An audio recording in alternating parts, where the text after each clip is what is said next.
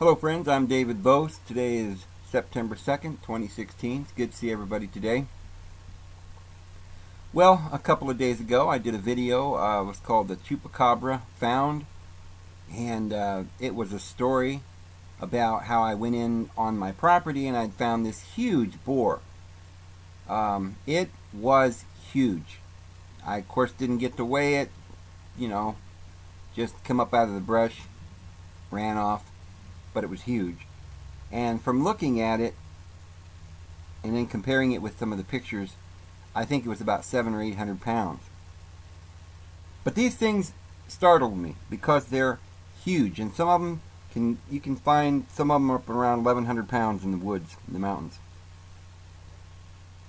Up and around through Texas and other places, they've found some very large boar.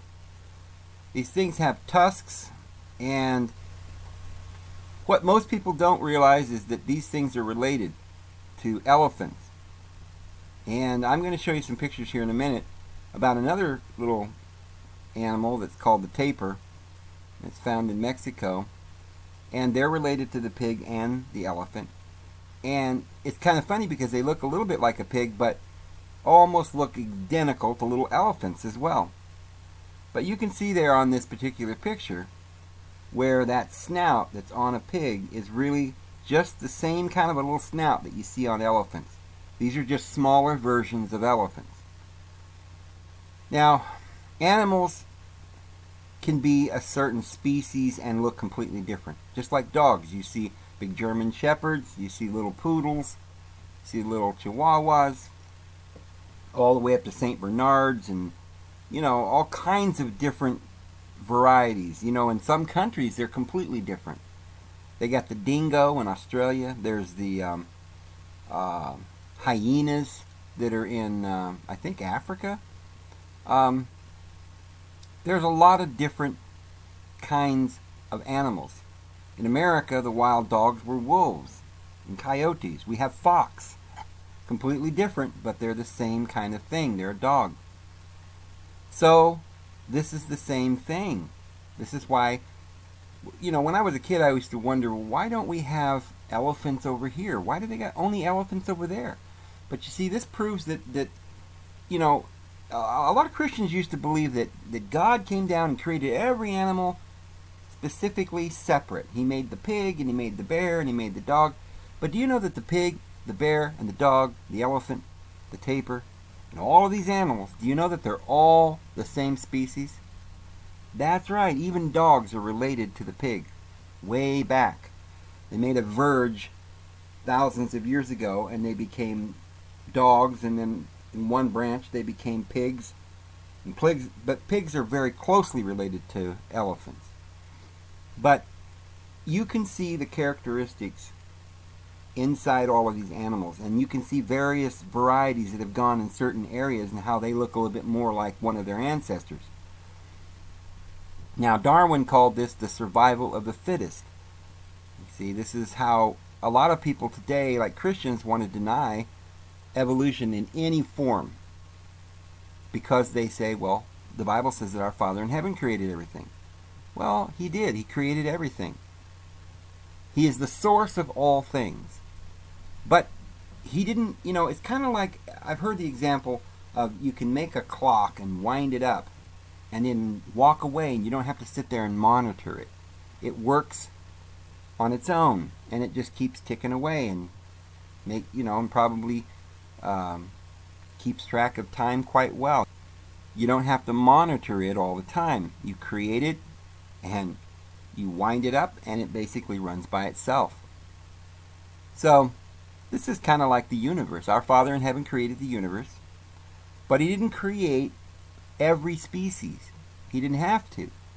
He made programs. He made things adapt. He knew that things would change, that periods of time, he knew that times would change and the earth would change and there wouldn't be as much vegetation. Or if there was more cold weather, then the animals began to take on more fur. If they had to live in a warmer climate, they began to get darker skin. If they lived in a lighter climate, maybe up in the snow countries and at the North Pole, then the bears got white. But these are the exactly same bears But these are the exact same bears as the Kodiak, which are black. But the Kodiak are further south, and they don't need to be white because it's not snow all the time. But the reason the polar bears are white is because, you see, bears can come out white or they can come out brown. And by the way, there's a picture of a polar bear, and there's a brown dog, and they're actually related. But that little dog's got some balls, I'll tell you. But the dog and the bear are very closely related. Very closely related. But you see how different they appear, even though they're almost the same animal. This is the same thing with pigs and elephants. But the ones that are in the north countries where it's snow, if they were to come out brown, their prey would see them, and they wouldn't get as much food, and they'd end up dying out. They wouldn't survive. But the white ones survived. And so it changed the genes in that particular species. The northern ones started having mostly white. Just like if you've got a white dog and you have a white male and a white female, odds are that the children of that dog are going to be white. Sometimes they'll throw one out dark or brown or whatever from, past genetics where they, you can find out that they used to be, back in their ancestry, they used to be from some darker animals. But anyway, this is how it works. We've got to accept this. But these pigs that are here in America, they're ferocious and they can get quite large. Ultimately, if we give them enough time and enough food and the environment is right, they can grow to to become elephants. This has happened in Africa. But over here in America, because of the lack of food and because there are so many people over here hunting them, and every time that you see a big one, you kill it, what happens is that they never grow to maturity and they never get to fulfill their genetic makeup. There's a lot of reasons why here in America a lot of the animals just never get very large. If you notice, certain people living in certain areas of the world are very small, they're short. And then certain other peoples that live in other places in the world, they get very large. Some of the things that they're eating, if an animal gets a lot of fat in his diet and a lot of protein, a lot of different nutrition, a lot of different nutrients, that animal might be the exact same animal as its neighbor several hundred miles away. And in this area, they may grow twice the size as the ones in the other area. There are humans that get to be 7, 8, 9 feet tall. Now, if you took some of those humans and started breeding them together, you'd end up having a whole race of people that were 9 feet tall. But as an example, I really want to show you some animals that are supposed to be completely different animals, although scientists do recognize they're related. But most of us don't realize. Now, this here is a pig. That's a pretty big pig. And we've seen some pretty good-sized pigs in some of these pictures. And as I've said, these things are related to elephants. We see the tusks on the elephant. You see the little snout on the pig. You see the tusks on the pig. But look at this animal here. Now, this is a tapir. Now, doesn't that look like an elephant? But they're just little pigs. That's a type of pig that lives in Mexico. And you see their snout is a little bit longer. Almost as long as an elephant, and their ears look a lot more like elephants. But those are related to the boar, to the pigs here. They're related to the elephants, as you can so clearly see. I want to show you a few pictures of these tapirs because if you don't see how, because it's so obvious that they're related to the pig. And it's also very obvious that they're related to the elephant. It really helps us to solidify the argument in our mind that these animals are all genetically related. They're all basically the same animals that down through the ages they go off into their little environments and make slight variations to their genetic makeup and change themselves slightly. Growing up, I was always told that, yeah, this can happen a little bit within species, but, like dogs and cats can get spotted and bigger and larger. But elephants can't be related to bears, and dogs and hippos and rhinos. But if you really get to looking at these elephants with their horns and stuff, you can start to begin to see that from a pig you can go to an elephant, and you can go to a rhino, and you can go to a hippo, and you can go to a tapir, and that snout is even very closely resembling the snout on a bear. And scientists recognize that they have genetic relationship, the bear and the pig. They are related. In fact, up there in Idaho, I remember when I was a kid, my dad shot a bear. My family skinned it out and they ate it, back in those. My father was a big hunter, but I remember how everybody was saying, oh, this thing looks just like a pig once you skin it out, and it tasted just like a pig. Well, the bear is also related to the dog, and that's pretty easy to see. And then if you take a look at some of these dogs, like that hyena picture we saw a minute ago, you can see how they might even be related to cats, because the hyena is a little bit more like a cat. And you see some of these things, like raccoons, they look more like a cat, but somewhat like a monkey. In California, we actually have a thing called a ringtail cat. Not many people even know about these things. They're really more akin to like a raccoon. They got black and white stripes around their tails. But this ringtail cat is really very closely related to the monkey. So yes, friends, we got elephants and we got monkeys right here in the United States of America, but you didn't know it. Even the little raccoons got those little hands, like little monkey hands. See, that's how they are related to the monkey. They've got hands like a monkey. And if you take a look at their ancestor or their relatives, the ringtail cat, you'll see how they are related to the monkey. But it's just our version of the monkey here in America, just as we've got turkeys, and Australia's got emus, and Africa has ostriches. As you see, they're all related. So this is how it works. Now, this video really is going to be about dinosaurs, because a lot of people have, just assumed that our scientists have been telling us the truth. We're just so deceived. They have lied to us. Friends, there are no dinosaurs. There never was any dinosaurs. And I'm going to show you that. I'm going to prove that. But you could look at it a different way. You could say, well, yeah, there were dinosaurs, and we still have them today. Because whatever these things called dinosaurs are, I will show you that they exist on the earth to this day. We still have them. You're looking on the screen at one right now. Now look at that thing. That is a dinosaur. I realize that the word dinosaur is one specific kind of ancient animal, but we've come to use the word dinosaur to represent all of these ancient, large reptilian animals that we've seen in pictures. There is one of these dinosaur-looking creatures that still exists today. It's called the Komodo dragon. They're huge. Now, if given the right environment, these things could get twice the size that they are now. But even at the size that they are now, they're capable of eating the boar. Isn't that something else? They just, like scavengers, they eat, meat and are hunters, and they're ferocious.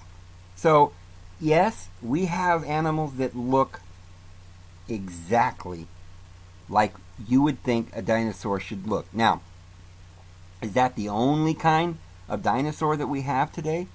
Am I just saying, oh, look, we've got something, maybe that's the remnant of the dinosaurs that still exist, but all the other dinosaurs, they're not around. Those ones that are really large and they got those long necks and stuff, we don't have those, do we, Dave? Actually, we do, friends. Actually, we do. Now, I'm going to show you some pictures of these dinosaurs that have those long necks, those I don't know the names of all of these things. There's there's the ones with the real long necks. I think they sometimes call those a brontosaurus. I'm not sure. There's couple of different varieties. But anyway, these long neck things, we got them, friends. Say, what? Well, no, those are giraffes, Dave. That's not a dinosaur. Well, what's the difference, friends? You say, well, he's got a smaller tail, um, and his horns aren't very, they're covered in fur. That ain't a real horn.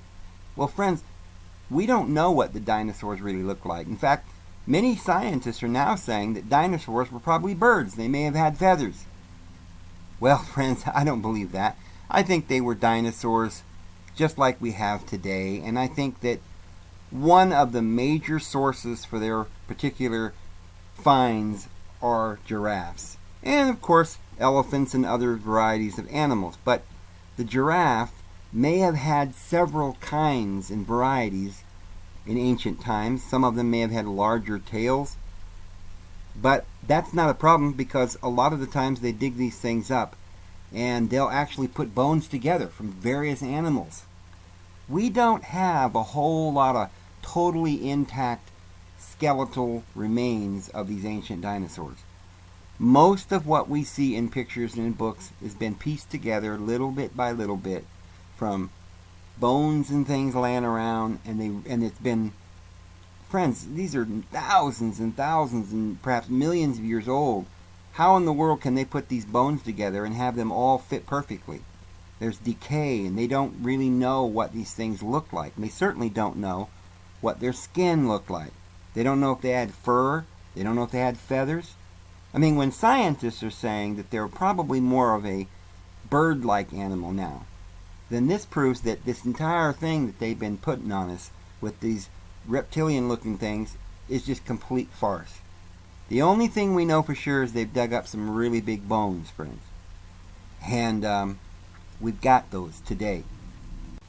But nowadays they're saying that these things probably were more of a bird-like animal. And of course we've got some pretty large bird-like animals to this very day. Ostriches are very large animals. And of course these animals could have been the same thing as ostriches, but they were a lot bigger. Maybe a pterodactyl or something. Some of these bones that they're calling pterodactyls or whatever. Maybe that's something that was related to an ostrich. But whether or not, I mean, I wouldn't doubt that there were many varieties of the same animals we have today, just like we've got pigs that resemble elephants, called tapirs, but they're much smaller. I wouldn't be surprised if there were many varieties of birds that have morphed and changed slightly. But we still have the basic animals to this day. Nothing's really changed. They are always morphing and changing. Now that's an ostrich's foot. Looks a little dinosauric, don't it? So the ostrich is a huge animal. Australia's got its own version, the emu. Not quite as big. But here in America, we have a version of that. We call it a turkey. I mean, there's lots of different animals that are related to the turkey. Even a pheasant, which isn't very big, or a quail, really small, but they're all related. Pheasants and guinea hens, peacocks, turkeys, all of these things are related. And yes, there are variations of the emu and also the ostrich. But, you know, people think that the United States doesn't have anything like that. It's kind of interesting how each continent has its own version of these things. The emu and the ostrich look a lot alike. But, friends, the turkey can get very, very large as well. Look at the feet on that turkey. When he stands up and puffs out his chest, a pretty formidable bird, and they do get quite large. And of course they could be bred to be much larger than that. It just pretty much depends on the environment that they live in. But yeah, turkeys are very, very large. One of the things that we have in this country that I think would surprise the heck out of you, and that you've never heard of before, that they do have in Australia, but we think we don't have them here, is kangaroos. Now I know you're thinking, what? We don't have any kangaroos here. Well, then what's that? Well, that's a rabbit, Dave. They're just little. Well, actually, the rabbit gets pretty good size. Look at the hind legs on that rabbit there, friends. Look at the ears on that thing. There's quite a few varieties of rabbit. And I think one variety of rabbit lives over in Australia, and I think they call that a kangaroo. I'm sure in my heart that these things are related in some way. Now, they may not be closely related. They may have gone down two different branches coming out the same type of thing. You know, the environment ends up through selection of the fittest, ends up selecting certain genetic traits that will survive in certain environments. And so it seems like in every continent, some sort of animal similar to this will flourish. There's some form of rabbit or kangaroo, and even these are probably even related to the possum here in Texas.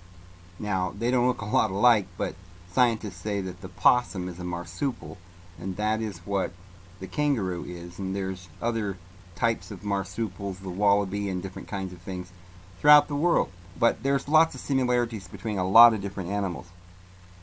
But then there's this particular dinosaur. You say, well, Dave, we don't have anything like that. Now, let's see that one today. Well, friends, remember we talked about the pig and how it might be related to the rhino. Well, I guarantee that if you put a little bit of neck armor right behind those, right in front of those ears, or right around that, right behind his horns there on that rhino, he'd look just like that dinosaur. And look at that one. That one almost, that one doesn't have smooth skin. Looks like he's got a little armor there. Like he's, you know, it seems like a couple of different versions of these rhinos running around. Some of them are smoother. Others look like they have, like there's a smoother one. That other one had what looked to be like armor all over his body. But the rhinos are pretty big, and they're very similar to those dinosaurs. There's a dark colored one. He looks a little different to me. But you see how he's got that same... Now, they're doing a picture of one of these ancient dinosaur breeds. I don't know what kind they call this one. But you've got to admit that one is definitely just a rhinoceros with hair on it. See, they can put hair on it or put spots on it or feathers, whatever they want, because they have no idea. They're just finding bones. But this thing that they're painting up... Now, see, why would they do that? Wouldn't human beings just obviously look at this picture and say, oh, well, that's just a rhino. That's not a dinosaur. What are you talking? We got those down here in Africa. But you see, people are just oblivious. But you see, people just don't care. They see that and they say, oh, that's amazing. I live in America. We don't have rhinos, so I didn't even notice that's just a rhino with a little bit of hair on it. So they're getting away with this. And, you know, of course, what's even more amazing is the mammoth. Did you ever notice, friends, that that mammoth that they say is some sort of prehistoric animal is nothing other than an elephant? You say, oh, no, that's not an elephant, Dave. That thing's got hair on it. Okay, if that's not an elephant, then I guess I'll agree that my rabbit's not a kangaroo. But that, if you don't want to believe somehow that rabbits are related to kangaroos, I don't blame you. But if you don't understand that that's just an elephant with hair on it, and they don't know if these elephants that they're digging up really had all this hair. But, you know, perhaps they found a fully developed mammoth that did have hair. Fine. There may have been a variety of elephant that had hair on it. But I guarantee that that thing is an elephant. Nothing more than an elephant. And this proves that they're lying to us. And not only are they lying to us, but they have fooled us to the point where it's like whatever they tell us, we just believe it. They show us a picture of a cat, you know, a little tomcat, and say, oh, this is a prehistoric cat. Why? Oh, it was because we dug it up in the ground 6 layers under. So it's got to be prehistoric. And it's just a house cat, right? And somehow or another they took and put a dog's ear on it and maybe a little jackrabbit hind legs and said, see, this is some kind of weird jackrabbit. But this cat, the only difference between this cat and normal cats today is perhaps it's a little bigger. I don't know. We got some pretty big tigers and lions today. But they put these big teeth. And somehow that makes it prehistoric.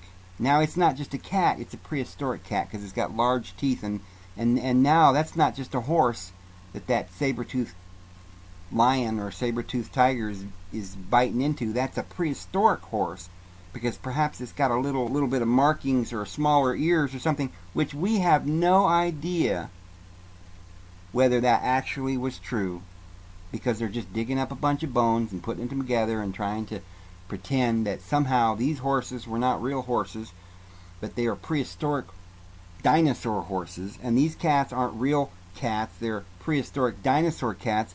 And so, friends, they've just got us hoodwinked.